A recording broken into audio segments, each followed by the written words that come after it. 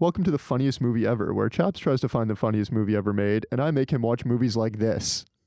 Today, we're driving headfirst into Bad Trip. I hate you.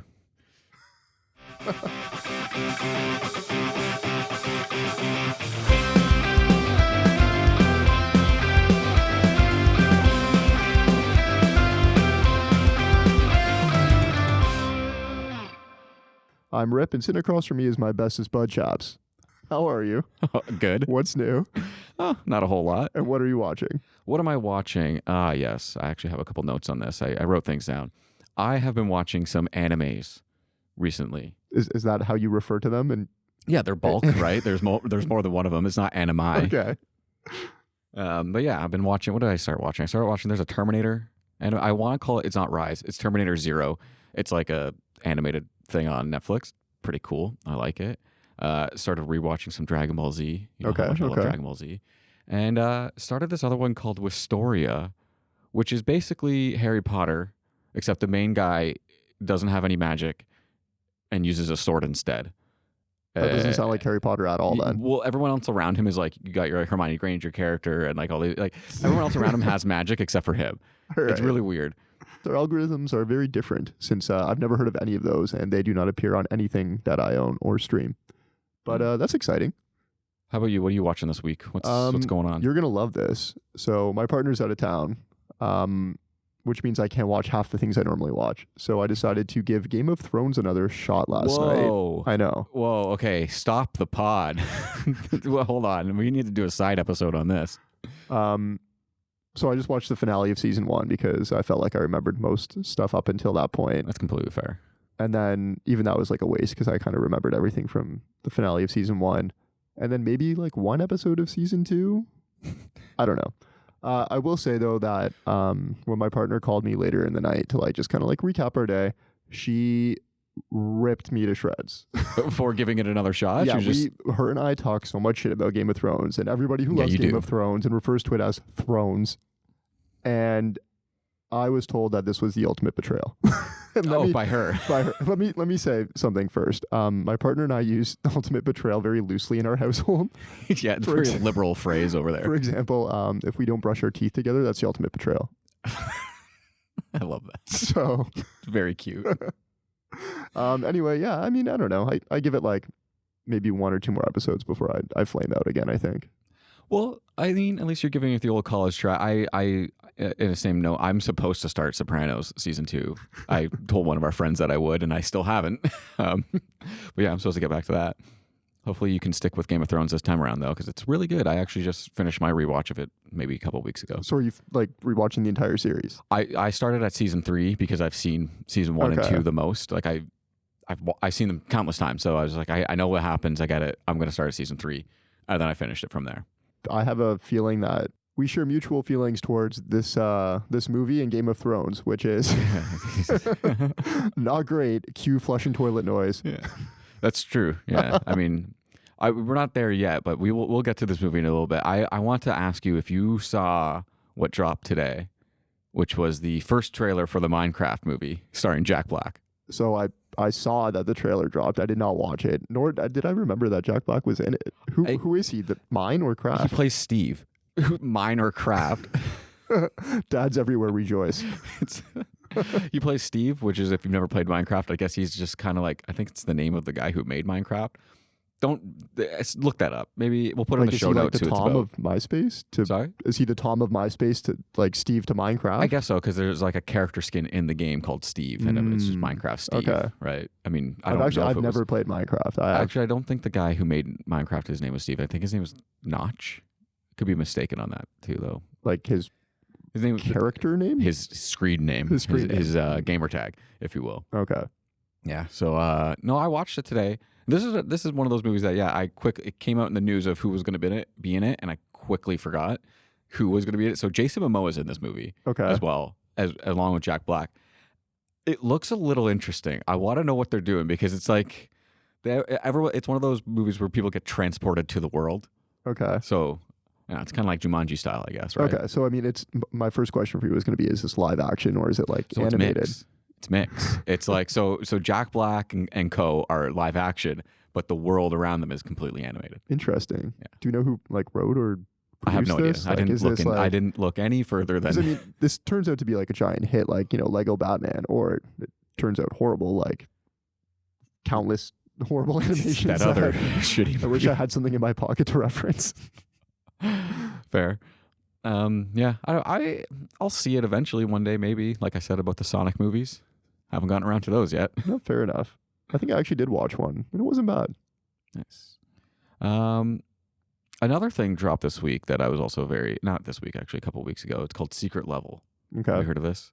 This is from the people that did Love, Death, and Robots on Netflix, which was an animated anthology. There's a theme with me this week. I'm back big into animation stuff. And this is all about gaming IP. So like every episode is different and based on a different game. Looks actually really that's sick. neat. So what? Give me an example of a game. Like God of War was okay, one that cool. I caught. That is cool. Honestly, I there was a lot where I'm like, I think this could be that game, but I'm not actually sure. I'm pretty sure at the very end, Pac-Man's in it. Don't know. Like it was like some sort of death robot, but shaped like Pac-Man. So I was like, that could be Pac-Man. Dad's Maybe. everywhere again. Rejoice. Yeah, there you go. There you go. Yeah, and then I guess to wrap things up, we have a movie we're gonna see together soon. The Order. Yeah, that's right. Yeah. Don't know anything about that. All I know is that Jude Law is apparently back. Oh, Jude Law is so bad. He's in that. He's also I think he's in another TIFF movie too. Can you do that? Can you double dip? I think you can double dip in TIFF. Well, he's double dipping. It's Eden. Have you heard of this one? No, I don't know much about it, other than apparently it's based on a true story, where I'm gonna butcher this. I think it's like 3 or 4 people, Jude Law, including maybe his like wife, mistress, and then maybe some like stragglers, just up and leave society. Okay. Very Lord of the Flies-esque. They just end up on an island and like just completely, I guess, unplug. Like, so they choose to do this. I think it's like a meditation retreat. Yeah, I think they actually choose to do this. Yeah. Unlike Lord of the Flies, from what I remember from grade 11. Yeah, I mean, just reading some some comments saying things like, "Oh yeah, like there's a scene where they pull their teeth out and like just completely commit to the bit," you know. Which Why? I feel like you can live on an island and fully have functioning teeth. Why so is that the idea is like they want to what? They want to go back to a time where they didn't have technology and teeth are technology? Like, I don't get that. Why did they pull out their teeth? I mean, I don't know. If you're gonna, are you seeing this movie? I know you're seeing a couple at TIFF. Like, no, I'm not. No. I think this one's supposed to be like a big contender. Like I think it's directed by Ron Howard. It's got Ron Howard, Jude Law, Sydney Sweeney, Vanessa Kirby, and then one more actress I can't remember, but she's also like a little firecracker too.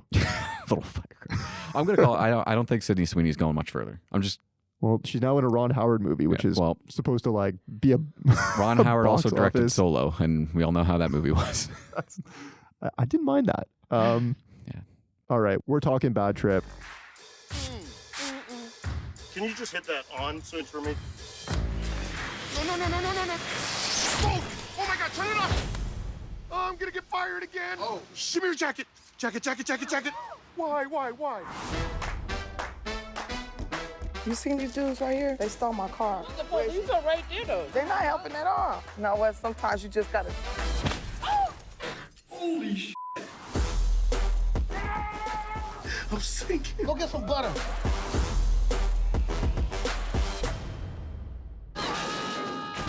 So this is a 2021 comedy written by Eric Andre, Katao Sakurai, and Andrew Barchelon. That's probably not right. Sorry, Andrew. It's also directed by Katao Sakurai. So basically, 2 writers and a star from the Eric Andre show were gifted the opportunity to make a movie, and this is what they decided to make. Gifted is the correct term. Bad Trip is a mix of scripted comedy and real hidden pranks. It follows the misadventures of 2 best friends stuck in a rut who embark on a cross-country road trip to New York City. Lovely. So let me tell you this. I didn't mind this movie up until a certain point. There is a very drastic turn. I bought in from the first opening moment of this movie. I'm sure you have more stuff to go through before we get into it, but from that first little bit where he's like dancing with the towel and he like threw it up in the air and like dropped it weirdly, like I was laughing. The hose sucks his clothes off. I'm in. Okay, stop. You need to stop. I'm going too far, but you're going too far. We have a George format to cover still. That's fair. I'm dying to know your thoughts, but first we're going to dive into the cast. Yep. Then we're going to do a rundown of the movie where you can tell me all of your thoughts about Well, I'm how just great a so movie excited. this is. We'll jump into some fun awards and our favorite head-to-head segment. And then lastly, we will wrap things up with our writer's room. Perfect. Okay. I'm going to hit you with the cast. Hit me with it. Eric Andre, obviously, are you familiar with his work? No, I know of him. I know he's got the Eric and What show on one of those late night. He has the Eric Andre show, yeah, where that's been running since 2012. Yeah, it's been a on lot of forever. your memes come from there. It's on what channel is that on? Like it's on, isn't it like a Teletoon or something? Not Teletoon, but like fucking Adult Swim or some shit like that. I think it right? might be Adult Swim. Yeah. Although to be fair to both of us for not knowing this, who knows channels anymore? True. I just remember it used to come on sometimes. It would just be like filler. It was literally just like, we're gonna run this show until Rick and Morty comes back. I was like, I don't want to watch this. I watched it, music off, like sound off. Never paid attention. All right. Okay, so we know Eric Andre. His show's been running since 2012. It had its last season debut in June of 2023. So since Bad Trip, he's popped up in a couple of voice acting roles, I guess. Mitchell's versus the Machines, Trolls. I don't know if you've seen either of Who was those. he in Mitchell's versus the Machines? That's a really good movie. I like that That is one. a really good movie. I didn't write it down, so thanks for calling me out on that. Some host you are. He's had a few cameos too. Like I've actually never seen this show, but I've heard good things because I love Danny McBride. Righteous Gemstones. Yeah, that one's on HBO, right? That's supposed to be like he's the televangelist Yeah. or whatever. Like that. I haven't seen it myself either, but I should really get around to watching it. But I mean, other than that, I guess like when you have your own show, you don't really have to do other stuff, I guess, right? I guess not. You said his show's been running since 2012 and just Hey, had a that's a final smash to episode. me. Like that's pretty great. Next we have Tiffany Haddish. Thoughts on Tiffany? I thought she was great. I think she was like one of the better parts of the movie. I feel like she's really good at what she does. Yeah, like her Like, shtick, Yeah, if you will. when she's like hamming it up, I'm about it, like right? she struck me, like caught me off guard kind of thing. I was like, oh wow, like she's like really fucking selling some of this shit. Okay, so it could be me, but I feel like she's pretty hot in 2021. Like she's got. Well, I don't mean like that, you pervert. So I don't know what else she's been in. I don't know what you mean. So okay, tell me if you've seen any of these because I've actually seen all of them. Amazing. So we're gonna start in 2016. She's in Keanu, which is the cat movie with Key and Peele. I've seen that. Okay. I don't remember it, but I've seen it. Okay, so she's in that. Girls Trip comes out in 2017. Have I you seen haven't that? Seen it, no. Night School with Kevin Hart, 2018. No. And then in 2019, she has her own stand-up series, which I would be surprised if you've seen that. And of course, who can forget her cameo in the Nicolas Cage movie Unbearable Weight of Massive Talent? Oh shit! Yeah, She I is forgot. in I that. totally forgot about that. And even for a small role, I feel like she's kind of hamming it up too as a Yeah. secret agent. Yeah, pretty good. All right. Last but not least, Lil Rel Howery. Those letters should not be next to each other. I'm just going to point that out now. So he is now Lil Rel for the rest of the show. I can't even help you with the pronunciation because it's not in front of me. I don't That's have fine. any of the cast names. Low-key love this dude. He is such did- a good straight guy. Who did he play? He played the friend, right? Yeah. Bud Malone or He whatever. plays Bud, yeah. He's so good at being the straight guy. Okay. Like he is doing his own little Chris Parnell thing, you know what I mean? Yeah. So Bad Trip comes out in 2021. This is a big year for Lil Rel. He's in Vacation Friends Right. and Free Guy in the same year. Free Guy's pretty good too. That's not bad. I think like Vacation Friends, is that the one with Cena? It is the one with John I Cena. haven't seen it, but I do want to watch it. I've seen it. seems It's fun. okay. Yeah. Yeah. I mean, I love Cena when he's just like goofing around. Yeah, when he's also being a giant ham. Exactly, right? Yeah, other than that, I mean, any thoughts on these three? I felt like they had good chemistry. I thought, yeah, like they really do a good job of selling these pranks, these Yeah. bits and stuff, and I really enjoyed for the first 30 minutes or so the whole thing that they had going on. I thought it mean- was very fresh and very interesting. You're going too far again. I'm going to stop you again. Because I don't have many notes. I was surprised to learn that Lil Rel actually did not have a writing credit with this movie because just based on his chemistry with Eric Andre, I just assumed that they were like friends in real life and that this was like they both decided to write this together. Yeah, I get that vibe from it as well. Like it seems like, I mean, number one, write what? Like it all seems like improv the entire time, which kudos to them. Like it all feels very natural to the idea, right? Like they did a good job on that. All right. You know what? I'm going to unleash you. We're going to take a little break, and when we come back, we're going to hit the rundown. Are you ready? Yes. Okay. Thank God. We'll be right back. All right, we're back with the rundown. We're going to start in Florida. So this movie picks up in Florida. We're at a car wash. We're introduced to Chris, who's played by Eric Andre. Mm-hmm. He's just finishing up his car when his high school crush enters the scene, Maria, played by Michaela Conlon. Can I stop you there? Yes. You've missed one of my favorite opening bits. It's my first laugh. Okay. And it's when he's doing his little dance. When he's doing his little dance around the parking lot while he's fixing up cars or whatever. And he does this thing with the towel. He kind of throws it and drops it weirdly. And I don't know. I started chuckling right then and there. That makes me so happy So because I had buy-in right away. this movie was a Hail Mary for me. In fact, I've been trying to get our circle of friends to watch this movie for, I guess, 3 years. Yeah. None of you will watch it. You came to me with this idea to make a podcast where we do funny movies. And my first instinct is, oh, you son of a bitch. Fair. I mean, last night I made one last ditch effort to get my partner to watch it with me, and she shut me down right away. She was like, absolutely not. It's never going to happen. Just go watch it. And then she proceeded to come downstairs 2 minutes later to find Eric Andre naked. Yeah, probably. Yeah, that's exactly what happened. So we hit the ground running here, right? Like it's pretty obvious what's going on. Like we're introduced to his crush, like literally 2 minutes in? Yeah. We have the setup for our entire movie. Let's go. First prank, the car wash prank, like you said. So Chris has the vacuum pressed up against his uniform for some reason as he climbs into the car. Naturally, said vacuum is so strong that it pulls off the entire uniform in one shot. Yep. Which, like, I want to know how they manage that through the effects. Like, how do they pull that part off? This is obviously tear away a uniform, but like that hose still had to be pretty strong. It's such a good visual gag, and I feel like I'd want to say the person who comes for his car is a real person.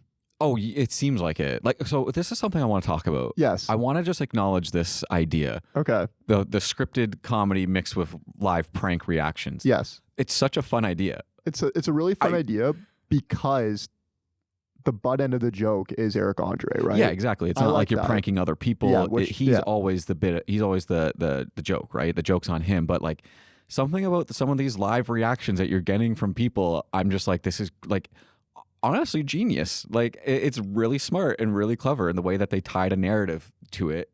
And then you're like, oh, okay. And then just to do that scene, we're going to bring in these local people and shoot it and get their live reaction of it. Like, it's so funny. Yeah, I love it. And honestly, they lucked out with this guy because he seems like such a genuine dude that I almost felt bad for him. Like right. Yeah. He quickly gives him his hoodie, I think. And then Eric Andre is in the car and he's trying to get this guy to talk to Maria for him. Right. Yeah. And Maria asks him the most simple question, which is, how long does it take to service the car? And this guy has no idea. Was that guy an employee? Like, he wasn't an employee. No, he was just there with his car. That was his car, yeah. Right. Such a genuine dude. You couldn't just lie on your feet and be like, oh, like 10, 15 minutes. Like, yeah. He's like, I have no idea. He kind of dropped the ball on that one. He dropped the ball on that one. But that's okay. I mean, I'm going to say this is my favorite prank in the whole movie. Like, it sets the tone for the movie. We come out swinging right away. If you're not into this prank 2 minutes into the movie, like, you gotta just shut it off, right? So that's like, I tried to keep an open mind about it. Not all day, because the whole day I was worrying. I was like, I'm not gonna get through this thing. But then when I turned it on, I was open mind. Weed helps. I was gonna say, did you get high to watch this movie? Yeah, absolutely. And you're right. I conceded right away on the first bit. I was like, okay, I'm in, because I was like, I got like good, funny jackass vibes from it, and I was like, okay, I like that. It's not the over the top like those prank shows. Yeah, you know, those people on YouTube who are like pranking people in public and then they get shot because they pranked the wrong guy or some shit. Like, that stuff's fucked. Like that. Yeah, like, don't do that. I don't like that stuff. But this was working for me, and it just helps. Like, you know, I personally, I think you're a very attractive man, Eric Andre, but also like you're goofy as hell looking. Oh yeah, and it just helps so much.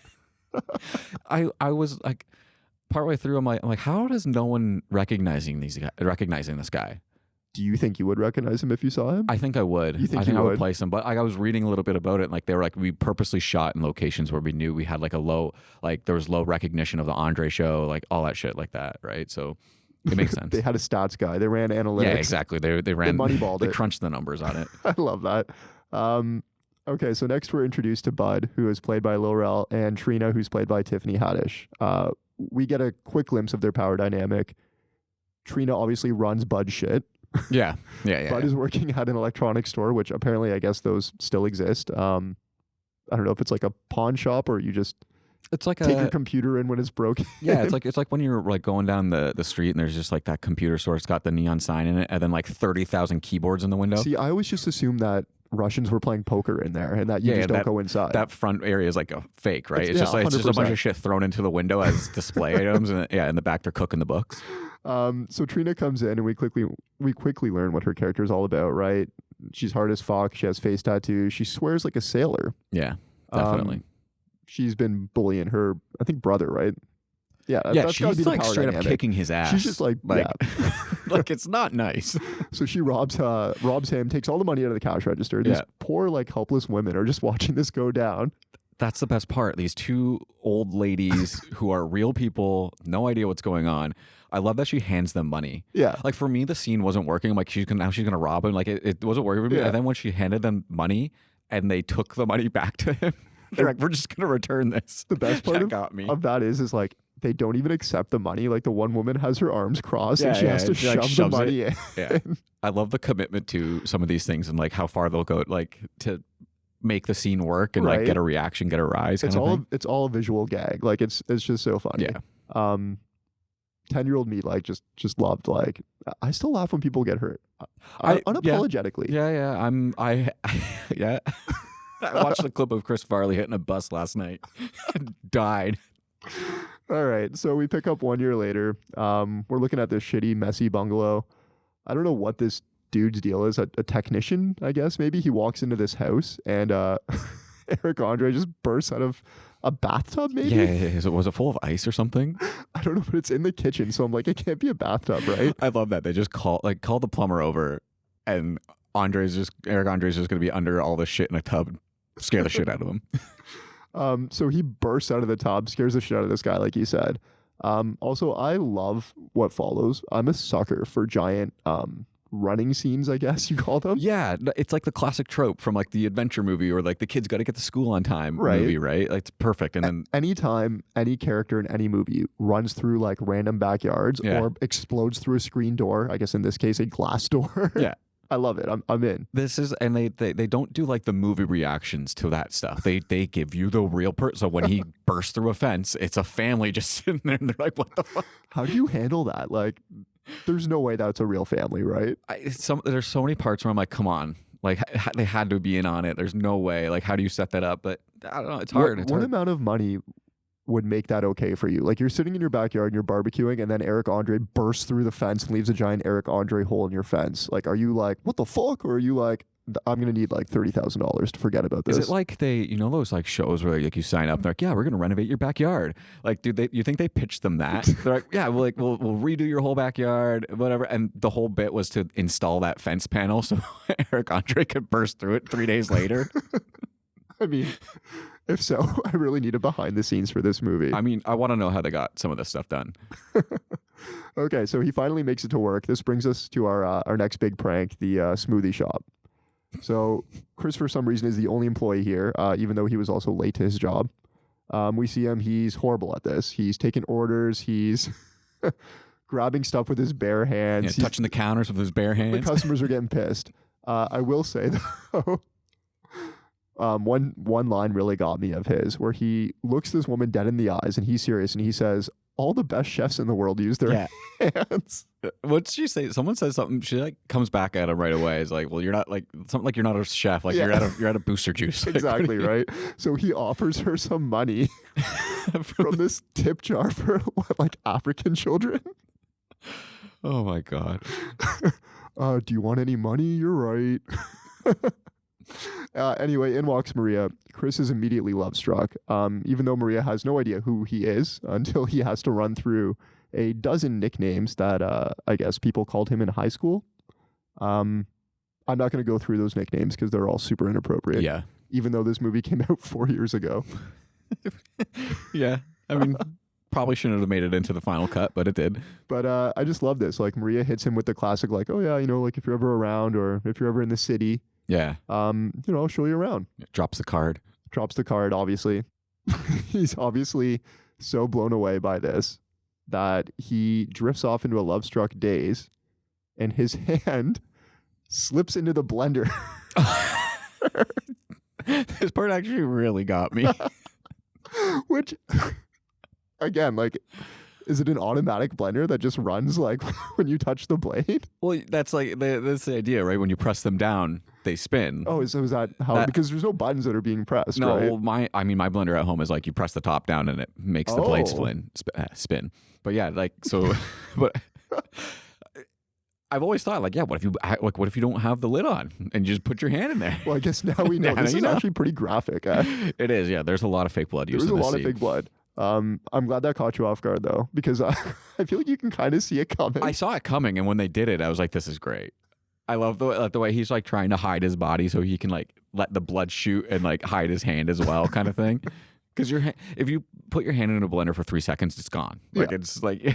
So we're what, like 10 minutes into this movie, and Yeah, there's already barely. 2 major pranks. Yeah. Again, like at this point, if you're not in, like you have a whole hour and 20 minutes ahead of you of awful. Yeah, that's a very apt description for that. So what comes next is we transition into a musical. I love this part. Do you really? The break into song really got me. I love a good break into song too, and I was worried this wasn't going to work for you. I saw a girl today, and her name is Maria. Those are the lyrics. That's there's, it, yeah. There's not really any other lyrics. It's just him. I love that they took him so many different places too. They end up at the mall at one point, and he's just like on top of like this big ass thing that they set There's up. like a wedding cake. Yeah, he like kicks the people on top of the wedding cake off, and like they're just getting all these great live reaction shots from the people It's so in this good. mall who just and then the extras join him, and they're all doing the little dance number together. It's so good. And like you can tell after you've seen this movie, of course, but like in hindsight, this would have a musical number, right? Yeah, yeah. I feel like that's like It's because it's trope. The trope is like he's going to get the girl. Like this, like they made literally a adventure rom com, and then just put pranks in it, like live fucking reactions. Yes. I also like for some reason like I feel like all comedians just love musical numbers. Oh yeah, like like all of them do. Like we literally just listened or watched Million Ways to Die, and that has there you the go, mustache Seth song, MacFarlane right? musical number. Yeah, has no need to be in there, but they're like, oh fuck It's it, there. this one's for me. So we're doing this. Like we're going to New York, right? Chris and Bud decide they're going to take Trina's car, which is called Bad Bitch. What could go wrong? She's in prison after all. It's not like this car has anything distinct about it to make it easily recognizable or memorable. You mean the hot pink doesn't stand out to you? So there's a line here, which is one of my favorite memes. So Chris is convincing Bud to take the car, and he says, "What's she going to do? Bust out of jail?" And of course, immediately She busts out. we cut to the part of her busting out of jail. What's the OG line here? Like, what are you gonna do? Stab me? Said guy who got stabbed. Yeah, Like, yeah. I actually really love the busting out of jail part. I was like, because when I was like, oh, they're not gonna bust her out of jail. Like, how are they gonna set that up? Yeah. And then they set that up. Like, what was that guy doing there? What was he painting over? This is so good. And again, like, I just love that they really did a good job, like, scouting locations for this because Yeah. everybody does seem very genuine. So, for context, Trina crawls out from under the bus like Sideshow Bob in The Simpsons. This poor dude is like cleaning graffiti. I'm assuming Yeah. like community service, perhaps. He's got the vest. Do you think he's an inmate? Like at the jail that they're driving her to, and like he's literally like they let him out for Oh. community service that day. I mean, maybe that would be really fun for him. Yeah. Turns out he's serving like 20 years for murder, and we're just like, oh yeah, like good for that guy being in a Let him movie. be in a movie. But she asks for the vest, and you can genuinely tell he wants to give her the vest, but he cannot give her that He vest. has no idea why she's being brought to jail, and immediately is okay with helping her escape. Like hasn't asked any questions at all. She's got face tattoos and shit. That's true. Like ask one question. He toes the line, like he is on that line. Like he Yeah. doesn't want to cross it and be an accomplice, but you can tell he genuinely like feels bad and is 100 like, I'm not a snitch. At the same time, the cop comes back around and he's like, "Go that way, go that way." Like he's playing both sides really like Right? purposely I in this know, one. Poor guy, because like she comes back again and she's like, oh, like does she ask for the vest again, or she's just like, oh, like which way should I go? So good. But yeah, that's pretty much our end of Act 1, I would say, right? We move on from this and we are officially in Georgia. Georgia. Okay, so I'm interested in what your response to this Wait, one hold on. is. Doesn't she steal the cop car after the breakout, or does that come later? I can't remember. That comes later, I Okay, believe. yeah, you got the rundown. My bad. I do have the rundown. My bad. So we're at a gas station. We see the cars parked the wrong way. Yeah. And obviously any normal person would just back up and park it the correct way so you can fit the gas pump inside the car. Instead, of course, Chris just yanks the pump over the car and he tries to fit it in the hole that way. And of course, what happens? The entire pump rips off. Yeah, gasoline spewing everywhere. We haven't had a good gasoline scene since like Zoolander. I was like, as soon as it happened, I'm like, they're going to light him on fire. They're going to light him on fire. Like, this is it. Like, they're going to light him on fire. All these people are going to freak the fuck out. And then they didn't. I was so upset that they didn't light him on fire. Honestly, now that you mention it, I can't believe they didn't. They probably tried, and they're like, insurance. Like, we cannot do that. We just let you run through a fence, Eric Andre. We cannot set you on fire. Yeah, exactly. We'll get to it later, but there are some like pretty wild stunts that happened that I am surprised insurance allowed him to do. Okay, so Chris is covered in gasoline. Meanwhile, we're dealing with Trina here, who's running around town with pictures of her car. Seems like a very very lazy prop, I guess, for the writers of this movie. They're like, we're just going to give her posters. She's just going to hand out flyers. Printout. Like, it's black and white. It's not even in color. Anyway, she's running around town and she runs into this cop. And this makes me laugh too, because again, like I'm choosing to believe this is genuinely a cop. Right. She quickly escalates from talking about her car to how handsome he is. Yeah. And you can tell that like he's loving every second of this, right? Yeah, this guy is like enjoying it. He's like, oh, this don't. poor guy, like a cop's wife, if you're listening to this, like give our boy some more compliments, okay? Yeah. Like he's a handsome fella. Yeah, he was, yeah. He's clearly starved for attention. So yeah, she, I guess, eventually runs away. Is it his cop car she steals? No, there's a cop car set, like there, because it starts with her going into that diner type place first, asking a bunch of people, and then there's a cop car outside of that. And she comes back and steals that one, which is, I think, a plant because there's a cop inside the diner who runs out after her. But he's wearing a completely different getup than the real cop she literally spoke to like 4 seconds earlier. I didn't write this in my notes, but I'm wondering if you picked up on this. There's one like a real person inside. I think it's a donut shop. Yeah. And this guy's That's it. It is a donut shop. He's loving his commentary. Like he thinks he's the funniest guy. He's like, what does he say? He's like, oh, he's so fucked tomorrow or something like that, or he must feel like an idiot. Like this guy's loving every second of this. And then you know that in his mind he's like, oh, someone should be recording this. This is all gold. Yeah. Well, think again, buddy. I mean, it was. Yeah. Okay, so we're back in the car with Chris and Bud, and we're driving to the Electric Cowboy, which is a bar that was recommended to him from the poor gas attendant, I guess. So yeah, we're going to Electric Cowboy later. So these are some of my favorite moments in any movie where we just get some like back and forth, some chit chat, right? Yeah. We get to see the chemistry unfold between the two actors. We get to see, maybe how they might actually interact in person, or at least that's how I'm choosing to believe. Bud is going off about his love for the movie White Chicks. Yeah, and what isn't Chris telling him, he was like that would never happen. Like no one would ever believe it. What I love most about this is Bud's like unapologetic defense of White Chicks is how I feel when people bring up National Treasure or like Grown Ups. Yeah, everyone's got that movie that they're just gonna ride for. Like you can't make fun of that movie, and I'll come at you if you do. Right. So we enter the bar. We are inside the Electric Cowboy. Before we move on, how do you feel about the name of this? The bar? The Electric Cowboy. Yes. It makes so much sense. It's like it's right off the highway.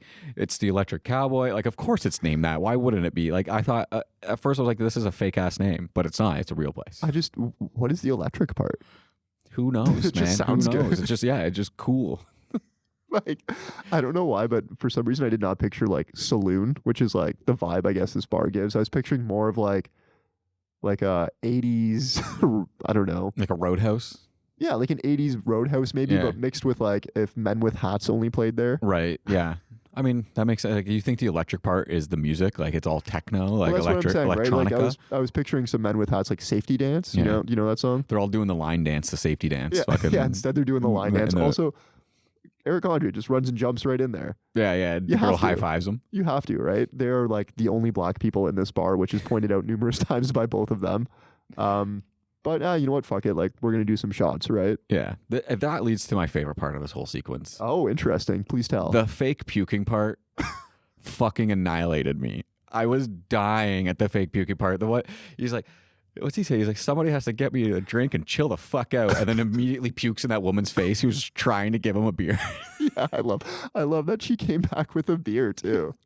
That's so funny that you like that part better than the fall, because what happens, for context again, is he gets hammered, right? Yeah. He's pounding shots, and then he climbs up onto the bar. Which is like, why is that accessible in this bar? Like, someone's definitely climbing. He's not the first person to climb up there. I have so many questions about this. Yeah. I'm so happy that you mentioned that. Okay, so he climbs up onto the bar. What is this next to the bar? Like a shed? I don't know. I don't know. So he falls off the bar. It's like a table thing, isn't it? And Like it's like a tiki bar. it's like a tiki Yeah, a bar, little tiki bar. which makes sense for the electric cowboy, obviously. Yeah, they had tiki night. But this looks like it hurt. I mean, there's probably that's definitely there. Like, that was as a planted thing for him to 100%. jump on. Like, But I again, mean, I like, guess going through because my fake wood stuff still hurts. because my dumb ass doesn't know like anything about carpentry or anything to do with my hands. I'm just like, oh wow, there's a lot of like plywood that's snapped in half over there. That big pile of garbage. Just a big pile of plywood. So he gets up, he's okay, and then yes, the projectile vomit, which I will say, like, I shouldn't enjoy because this does kind of gross me out. I'm not a big fan of the whole like projectile puke scenes and stuff in theory, but then when it happens, it always catches me off guard, and I cannot help but laugh. Because it's so fake. You know it's fake, It but is. it's hilarious. The reactions aren't. The reactions are not fake in this, which makes it so funny. And you can tell they're buying into it because you can hear the one woman in the back who, like, again, not even sarcastically, is just like, he shouldn't be puking like that. Is he okay? Like, genuine concern. Like, no shit, he shouldn't be puking like that. I don't think anybody pukes like that other than no, they him in don't. The Exorcist. She's right, though. You shouldn't be puking like that. She's on her game. But again, yeah, like, it's just, I shouldn't like it, but I do. I can't help it. It reminds me so much of one of my favorite like TV moments ever, which is Family Guy. I knew you were going to say that as soon as you started talking about this. And they all drink the Ipecac. Yeah, Last person to puke gets the last piece of pie. exactly. 3, 2, 1, everybody's puking. That's a great bit. And you see it coming. You That's even still- funnier because animated puke's funny. Animated puke is funny because I also love it when someone slips in said puke, which they all do in that scene. And they do that classic Family Guy fall where their one arm's over their chest weirdly. Exactly. All right. Before we move on to North Carolina, do you have any final thoughts on the Electric Cowboy? I thought it was a great sequence. It was a great sequence, yeah. I'll just leave it at that. I got to be honest. We're like midway through this movie, and it sounds like you're really enjoying it. We're not midway through this movie. we're about, I guess we are, yeah. Hold on. I'll save my notes for later. All right. Okay, so we're in North Carolina. We get a classic road trip scene here where whoever's driving falls asleep at the wheel. Right. Super dangerous and not funny when you think about it, but a classic nonetheless. So we're talking dream sequences here. Is Right. this That's what I was ringing like, a bell? what happens? This is the dream sequence. I Okay, thought they did so- drugs or something like that. I couldn't remember. No. Okay, so I'm going to set the table for you here. Yes. Hit me. So scene number 1, Chris shows up and he sweeps Maria off her feet. They get busy in her office. Yeah, right One in front of all guy's the like people. watching and he's just like loving it. Yeah, this guy's like, whoa, shit, yeah. He's like, ah, man, I was having a bad day, but I was waiting for this. Then we see them in Central Park. I'm not sure how we got here, but next thing you know, Maria is beating a blind man with his blind man stick. And he's yelling in the background, get his money, get his money. He is. But before that, the line that gets me even That more part is kills me. somebody is yelling, stop, he's blind. He's blind. Because they start, like, someone, like, steps up to her, right, to just, like, and she's like, oh, I can handle my own battles, whatever, then starts beating everybody up. And then starts attacking the blind man. Stop, he's blind. Yeah, we know we're beating him with his blind man stick. Which Oh, I'm man. sure has a name, but I'm just going to keep referring to it as blind man stick. Hey, man, that's insensitive. It is. Sorry, blind listeners. Third scene of this dream sequence, they're at the altar, they're getting married. Yes. Again, now I'm wondering how they get live people for this. I guess they're just like, we're going to do a TV show. This is where the illusion breaks down for me. Okay. Yeah, in this sequence, because I thought the same thing. Like you got invited to a wedding. You know whose wedding you're going to. How did all these people get to this wedding? And like, it's just weird. Like, where do they come from? How do they fill the wedding up with people? So that's what I'm saying, right? I'm Like, assuming. I mean, I don't live in New York or LA. Or maybe I do, you'll never know. But I just assume a casting director who's like so done with his day walks out into a crowd and is like, hey, $5 for whoever wants to sit in this scene. And Right. then, of course, they can't say anything because then they have to pay them, right? Well, yeah, but I don't think you set it up that way. People have to think they're coming to a wedding Do you for think this. so? Well, for all the jokes that follow, like with now you could kiss, and then like the priest kissed them, and then she kissed like and all that shit, and like the startling looks. Like you need people to like understand that this, like, for all intents and purposes, to them Is a real wedding. Yeah, Yeah. but like, how do you go to a wedding that you don't know whose wedding it's for? Like, it's just that's where the illusion starts to break down for me. All right. I can start to see through it a bit, but again, That's fair. still fun. But then also, he beat up a blind person with his blind man stick. The So blind person was a paid actor. I fucking hope so. Well, definitely. He was 100% a paid guy. It was the same thing. He's like, excuse me, Mr. Blind Person, if I can beat you up with your stick, I will completely renovate your backyard for you. That's it. Yeah. We've come back around. Love that. Okay, so the illusion is obviously broken. They're woken up by a loud transport truck horn, Yeah, the classic. which is a classic. It always wakes up everybody from that scene. So we're gonna skip ahead here. Do you know what comes next? I know what comes next, I think. We're at the zoo Oh, my God.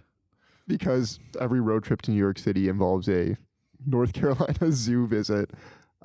This is our next major prank here, the gorilla. I just want to say something first. Yes, please. This is where I wrote, losing interest as it runs on. 37 minutes left. And the reasoning why is after the zoo scene, I am completely out of this movie. That ruined it for you. Eh? There's so much you could have done at the zoo that did not include the gorilla fucking him. Okay, so I mean, I want to say this aged horribly, but again, this came out in 2021.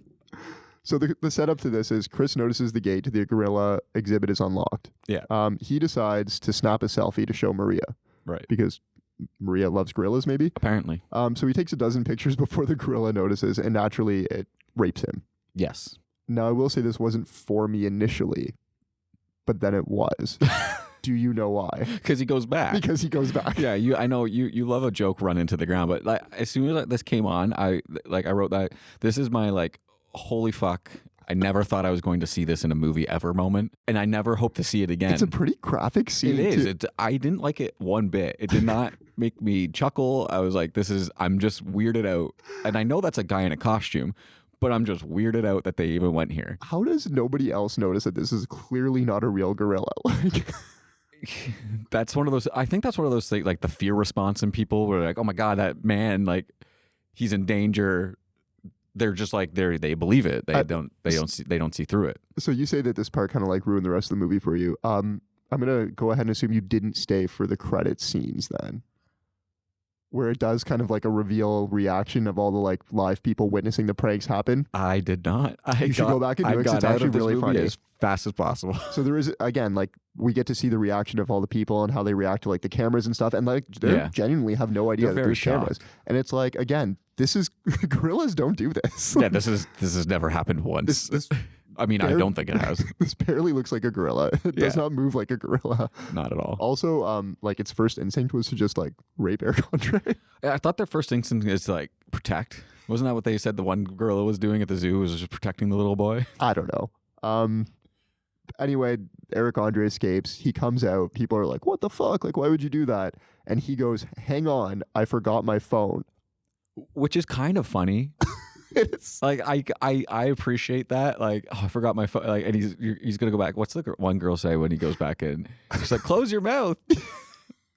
That is kind of funny. I'll give you that. But this scene just I don't even know. Like, did he fall? I think because I was laughing at the idea of him going back, I completely missed how he ended up in the gorilla's crotch. how do you think? Where again, we get the most graphic, like. Go for it. Go for it. I'm not going to say Yeah, it. go for it. We're going to move on. Yeah, I'm done. We're back in the car. We're riffing again with Chris and Bud, right? So they're going back and forth about how each other's breath smells, which is something that people argue about all the time, clearly. He does get me with the one line, "Your breath smells like Steve Harvey's mustache."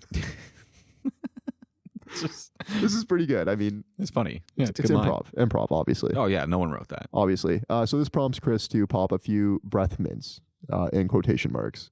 But of course, these aren't breath mints, are they? Right. That's when they get the drugs. They're tripping on pills. Yeah. I love a good grocery store scene.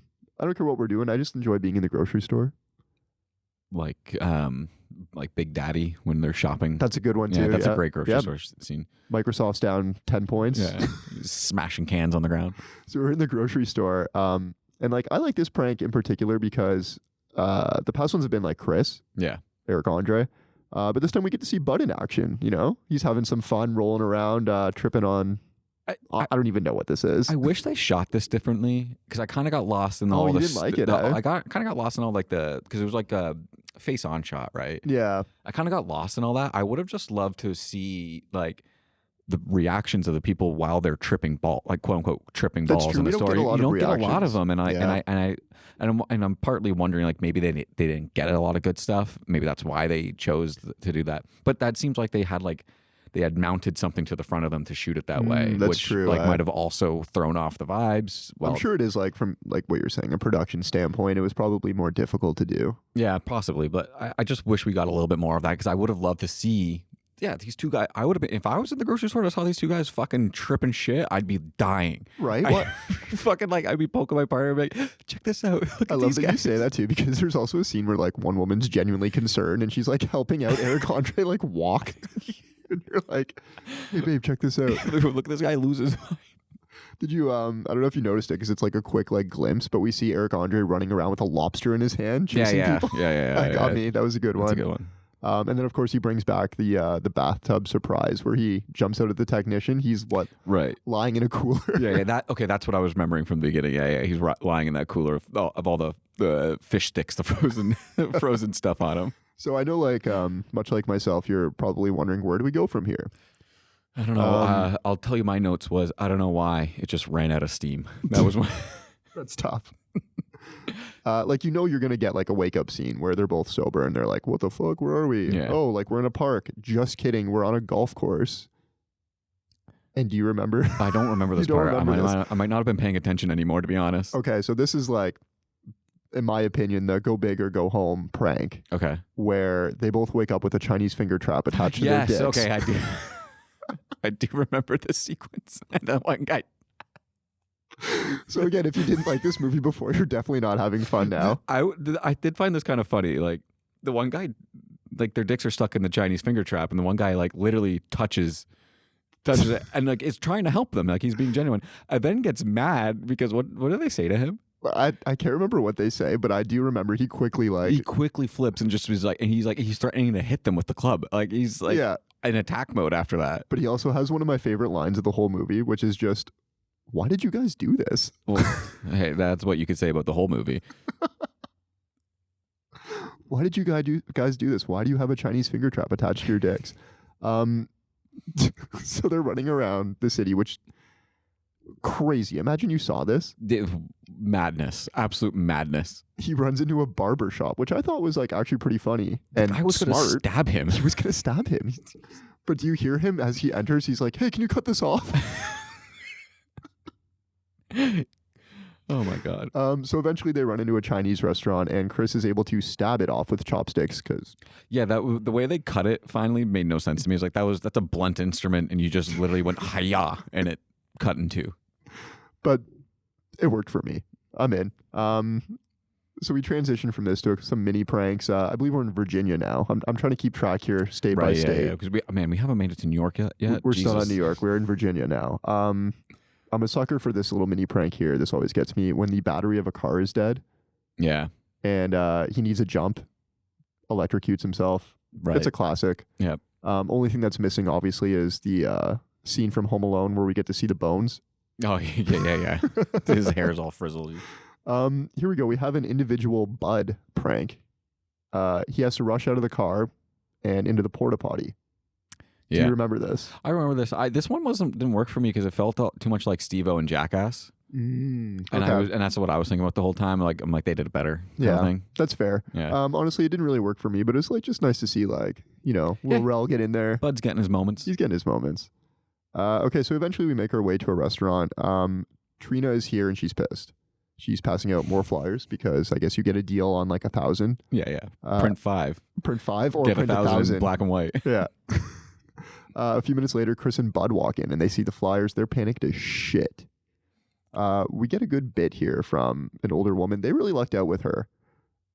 She immediately throws Chris and Bud under the bus to Trina. Yeah.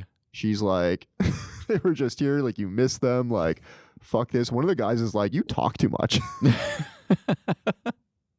But basically, I feel like this is what, like our midpoint here, maybe, where I thought this was like the ending point. oh, we have a lot of movie left. Jesus. We have a lot left. Okay, so we rush out of the restaurant. We're panicked. They hop in the car. Chris and Bud are fighting. And this leads into what I have to imagine is the most expensive part of this movie. The car flipping over the two parked cars. Yeah. That car crash, I mean, in my opinion, they nailed it.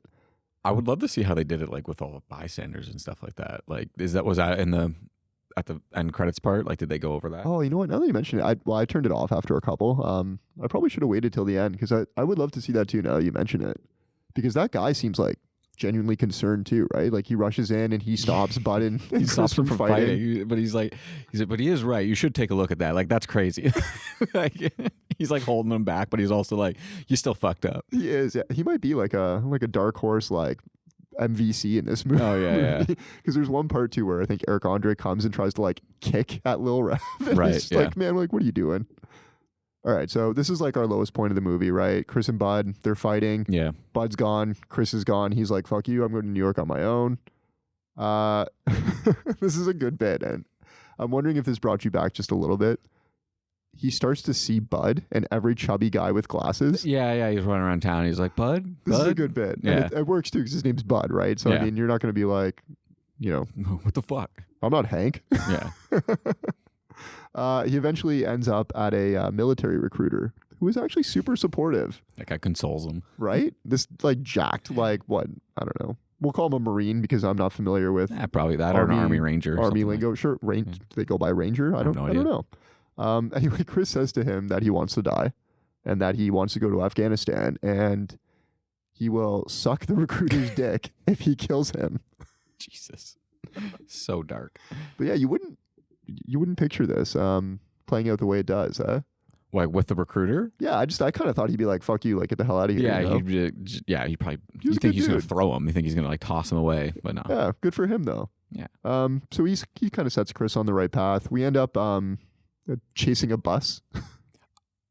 I forgot. I don't. You're tuned out, eh? At this point in the movie, like I really start to feel like the gags start to get like detrimental to it. Like, Oh, like to the plot? yeah, just like I was like, I'm kind of over the gags. Like, I just want this thing to wrap up.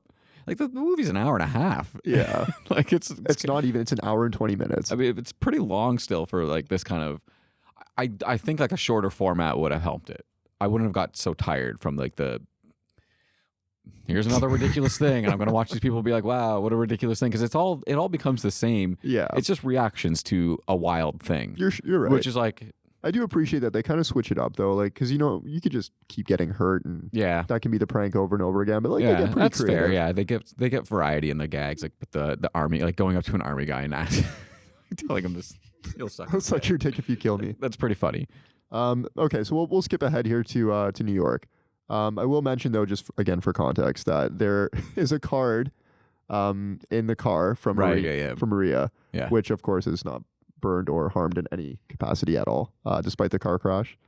But Trina picks it up, so Trina knows like, okay, they're going to New York. She knows where they are. She shows up at the gallery as Chris is professing his love to Maria. Right.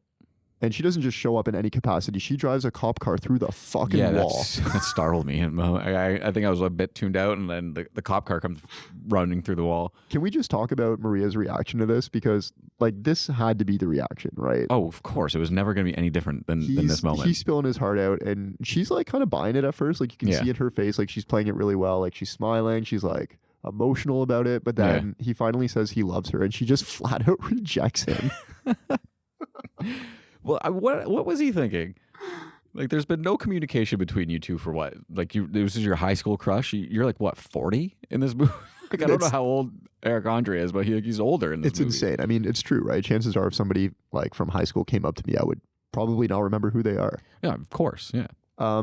Question for you though. Okay.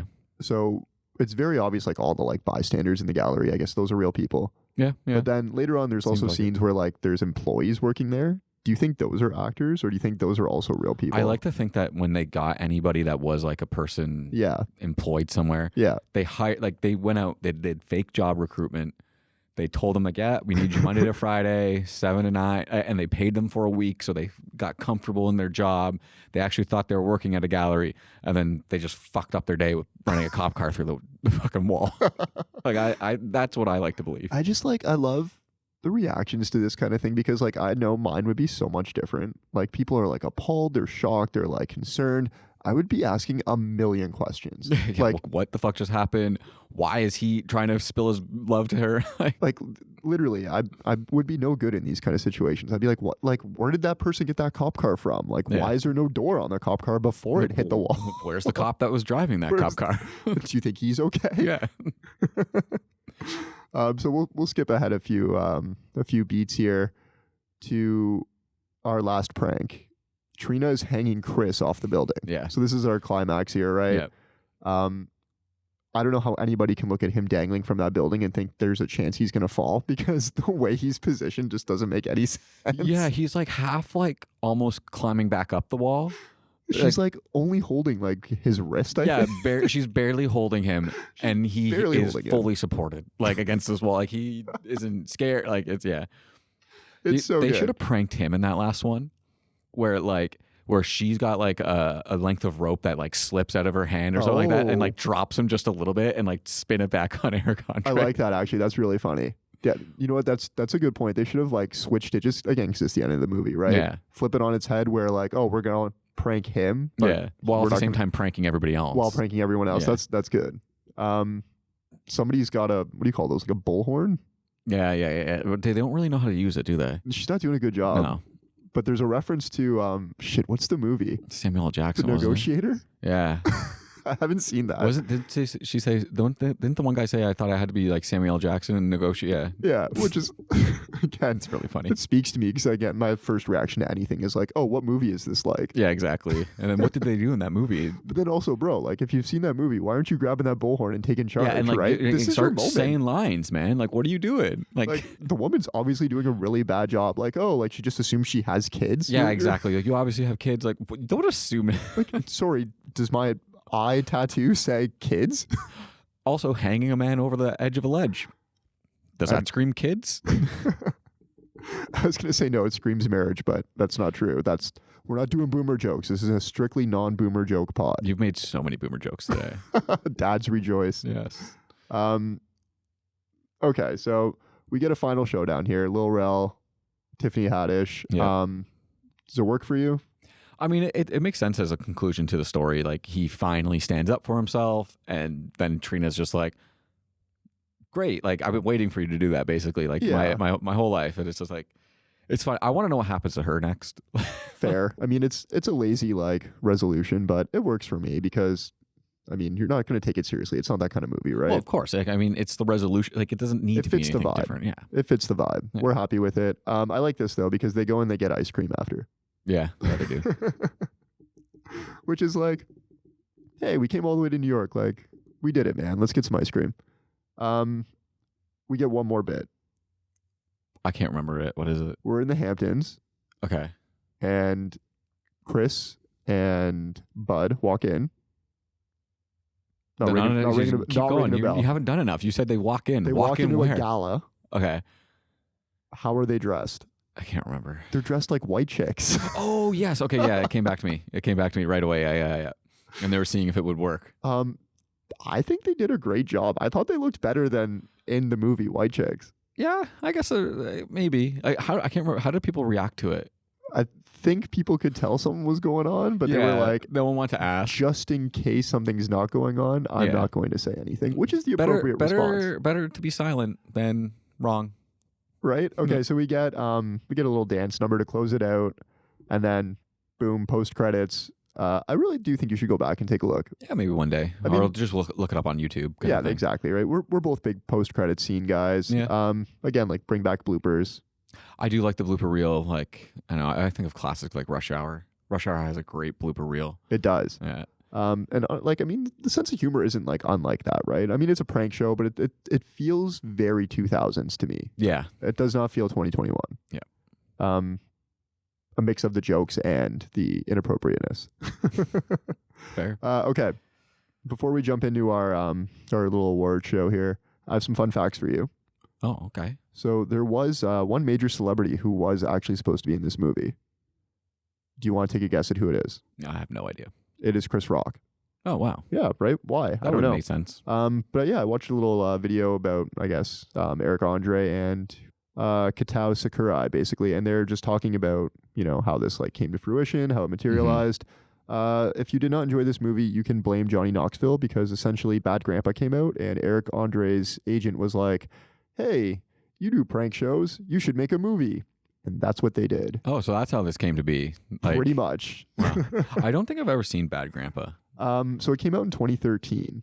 So Yeah. this was, I think, would have been, season 2 of the Eric Andre show. So I Right. guess it took them about 7 years to piece together a movie. That's funny. Like, I guess it's hard too. You have to like write a story that you can then work pranks into, right? So it's not like an easy. and that's thing what to it do. was too. Apparently, again, I guess because this is their first movie, they were both saying there is a ton of footage that they did not use for the movie because they felt it just didn't go with the plot, Which is fair. Yeah. which is fair because again, it's hard, right? You got to progress the plot while also, Yeah.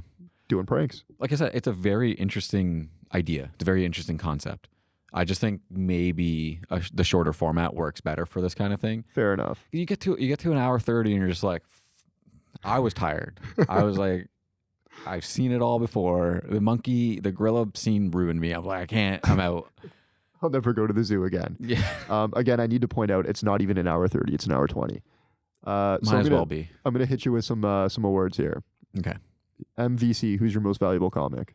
I think Eric Andre. It's obviously It's Eric obviously, Andre, like, without a he's doubt. the- Although you said Tiffany Haddish, honorable mention. Like She yeah, did good. she was great. Like I didn't think I was gonna buy into her character until she started doing her thing. For Like, sure. I was like, oh, this is gonna be ridiculous. Like no one wants to see people getting like roughed up a lot, Yeah. and like that's the prank. But like she played it She really committed. well. Yeah. Funniest scenes. I have 3 with an honorable mention that we already discussed. Okay. My number 1 is the car wash. Interesting. Him getting his just the way his clothes get sucked off in one go. It's just so picture perfect. Like it's that moment. Like it's such a comedic moment. It's like perfect. And like even though he knows it's about to happen because he's starring in the movie and he wrote it, Yeah. the way he just covers his dick so fast is like an automatic reaction that I think any man would do. Yeah. The right? towel drops. You're always automatically your hands Exactly, go. right. What's your number 1? For me, it's between the musical number and Attacking the Blind Guy. I think Attacking the Blind Guy edges out musical number. So that's my 1-2 right there. Nice. Not a fan of the blender. I thought the blender would make the top 3. No. I don't know. I didn't. It just did. I wrote down musical number, Attacking the Blind Guy, puking at the bar, and then the escape. And then you went and shut this off and Yeah, took a and then shower. I closed my laptop and I never got out thought of about here. it again. I was like, I don't ever. I wait. What? I'm recording a pod on this tomorrow. That's so funny. My 2 and 3 are the reveal of the finger trap on their dick Right. because it's a good reveal. It's just a quick like pan down. Oh, that is two Yeah, dicks. it's actually on there. It's actually It's on like it. it's also like they must have had like fucking a Stretch Armstrong, which is what they used as the fake dicks because that thing was stretching. It was stretched far. And finally, white chicks at the end because Fair. I love a good callback. Yeah. Nice. So I got some head-to-head for you. Okay. For those who don't know, I'm about to pitch you a couple movies here that are either in the same vein as this movie or they came out in 2021. Hit me. Okay, so number 1, head-to-head. What is the funnier movie? Borat. I want to say Borat. Borat came out in 2006. Keep I in just mind. haven't seen it in so long. I would like. I think it would be. I think it is. I'm shocked that it's taken you. Like, do you not think Borat aged well? I can't remember. I haven't seen it since probably 2006. To be honest with you, I'm going Borat in this scenario. Borat 2. Have you seen Borat 2? I have not. Okay, we'll Not just at skip that. Any of the Jackass movies? Any of them? All of them. All of them are better than this one. Yeah, all of them are better. So I recently watched the first one not long ago, and it did not do it for me. which sucks because we You're watched watching one it not wrong. long ago. I think we watched the newest one, Yeah, right? Forever, right? Yeah, that Yeah. one was really good. The I love first that one one. is not. It's not great. Maybe I've just like built it up in my mind I over mean, so many years. You probably haven't seen it since it came out, and Yeah, that one I've seen probably 2 and 3 the most for so sure. I thought I was watching 2 because the DVD was in Jackass 2, Oh, fair. but it was the first one. Yeah, that's funny. Moving on. I don't know if you've seen any of these movies, but we will see. These all came out in 2021, and I think this just kind of speaks to how rare comedy movies are nowadays. Vacation Friends, you said you haven't seen, Haven't right? seen that, no. Again, which also stars Lil Rel. Queen Pins. Haven't seen it. That's Kristen Bell, I believe. Okay. Free Guy. I've seen Free Guy. Free Guy's better than this movie. Free Guy's better. Yeah. All right. With that, we're gonna jump into our next segment. We'll be back in a jiff. Yeah. Okay, we're back with the Writer's Room segment. Chaps, why don't you kick it off for us? Yeah, so for people who might be new here, this is where Rip and I give each other prompts and try to come up with a movie based on those prompts. Last week, Rip gave me the actor Woody Harrelson, the genre thriller, and then the object exotic animals, which I like. I like in this one. And Rip, as you know, I love to name my characters, so I did just that. Sorry, can I just interrupt you for a second? No. Did you include a gorilla in your exotic animal? So I should have looked up like what defines an exotic animal. I don't know. I think I would define it as anything not in your house. So like worms on the ground are exotic animals because they're not my house. Sure. All right, let's get back to this thing. So in this movie, Woody plays Marvin. Okay. Marvin is an early retiree who now takes care of exotic animals at his estate. Marvin was this big media mogul, has all this money. Nice. He has Okay. a massive estate, and on the side, he just loves taking care of exotic animals. That's like his thing. Then one night, his wife goes missing, and he's obviously the prime suspect in her disappearance. And then slowly, Marvin's mind starts to unwind, and we lose touch with what reality is, and the animals that he takes care of start talking to him. Played by Kate Winslet. So all these animals are talking to him in Kate Winslet's voice. And we're following Marvin as like his mind just unravels. And in the end, it turns out Marvin has actually been insane for a long time. Oh. And using his exotic animals to kill people. Oh. His wife included. Oh. Yeah. I did So not see that coming. Oh, that's why it's a thriller. That Yeah. sounds thrilling. Was it Shutter Island where he's insane the whole time? Yeah, exactly. Yeah. Yeah. Nobody has original ideas anymore. That was pretty good. That's not where I saw you going with it. What did you think I was going to do? I was thinking like a heist thriller. Ooh, that would have. You know, where he's like got to steal exotic animals. So I had a couple of thoughts too, like maybe he is an exotic animals like dealer, like he's the guy that puts people in connection with, and then like one day he goes missing himself, and then you have to find him. Yeah, which is fair because, you know, like rich socialites, they always want like a tiger or something like Yeah, ridiculous exactly. like that, right? Like in The Hangover when Mike Tyson has the tiger. Exactly. This is so funny, the direction you did go with talking animals, and you'll find out in a second. So Chaps gave me Miles Teller, a comedy, and owning a candle business. Nice. Now, with those prompts, you're probably wondering, I don't know how that's similar to mine at all. I'm wondering how the hell you're going to surprise me and not use the candle shop as a bit. No, I do. This time I leaned fully into it. So I took that personal, what you said last week about how I like intentionally try to get away from what you give me. Yeah. So this time I leaned into it heavy. Miles Teller is a rich socialite in New York who is forced to move back to Sleepy, New Hampshire after his dad sadly passes away. Oh, no. Also, has anybody ever referred to New Hampshire without saying Sleepy in front of it? The Wide Awake, New Hampshire. The Wide Awake, New Hampshire. So anyways, to Miles Teller's surprise, he's learning that his dad is actually still running their family candle shop. And Miles Teller has just inherited it. He scoffs at the idea of owning a candle shop and immediately lists it for sale. But as the days go on, he quickly learns that this isn't an ordinary candle shop. In this candle shop, the candles are alive. I'm talking like come to life, like Sausage Party, like Brave Little Toaster. Literally, like, what's the fucking Disney movie with the candle wick that's alive? Like The Beauty and the Beast. Yeah, that one. I mean, you got to make it a comedy, right? No, I love it. Also, I'd watch the shit out of this. That sounds awesome. Like, is this part of like a mental breakdown because he had to move back No. to New Hampshire, or this is just they're actually No, they're alive? actually alive. I like that. I've already decided And no that. one else believes him. Nobody else believes him. Yeah. No, and nobody else finds out other than, of course, the crush he's trying to believe. Exactly. Yeah. So I was just gonna say one day he brings her back to the shop, Yeah. and then little candle, fucking teapot candle. Yeah, comes- little tea candle. Yeah, there you go. For some reason, that tea candle has like a French accent and it's like, "Oh, bonjour, are you friends with Miles Teller?" Yeah, And he's like tiny. Instead of being like an adorable little tea candle, he's like this raunchy French dude. Yeah, and he's super offended, obviously, when she points out how little of a tea candle he is. Yes, of He's course. like, "How dare you? The classic. If Miles was not here, I'd spit on you." I love this accent. You're 2 for 2 now in episodes with accents. That's great. Bring back the smokes a pack a day agent. Darling. I can't do it. I thought that was pretty good. Okay, so for our next writer's room, I'm going to give you Amelia Clark because I watched Game of Thrones last night. Also, I feel like her career didn't really go the way she expected. So maybe you can write her a big hit. Yeah, that's fair. A road trip comedy because we just did a road trip comedy. Nice. I like that. And for an object, I said, fuck that. I'm giving you a era instead. 70s. Actually, 1977. Let's go with that. It's a big year. So we got Amelia Clark, a road trip adventure thing set in the 70s. Yes. That's fun. 1977. I want it to be 1977. That's fun. There's a I lot like to work that. with there. I didn't prepare one for you this week, so I'm just going to quickly pull up a thing. I'm going to give you, let's go with Cate Blanchett. And this is going to be I want like an Oscar bait drama Oh, out of you. That's And pretty then- good. And then like, let's use the object/goal.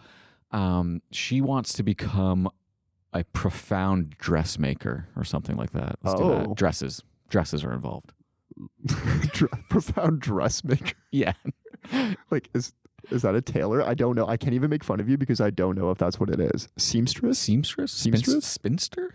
I think that's like when somebody dies, right?